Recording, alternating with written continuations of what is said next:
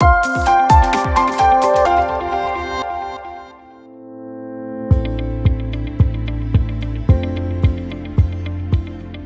I think the first trap and the primary trap that a lot of taxpayers fall into is trying to retain their California residence as a second home.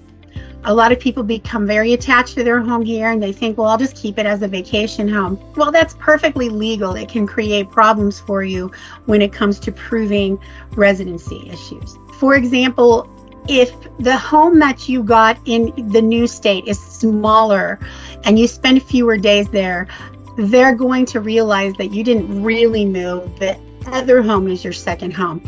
So you need to make sure that if you're going to do this, you need to be aware that there are traps involved, pitfalls involved, and make your home in the new state at least as large, if not larger, than the home in California. Make sure that you're actually spending more days in the home in the new state than you are in California. So trap 2 comes from people saying, okay, well then instead of keeping it as a vacation home, I'll rent it out to my kids.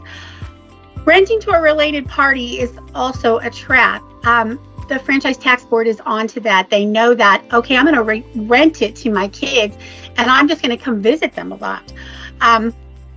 That doesn't work either. So your best course of action, if you really feel the need to hold on to this house, is to rent it to an unrelated third party for a term. Again, Peter mentioned showing the intent to not come back here.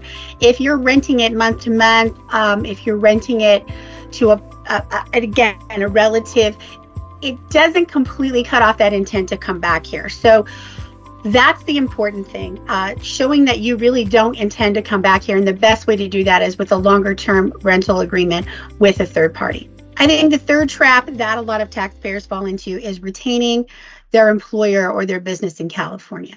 Now, we know that now we live in a virtual world and you really can work virtually.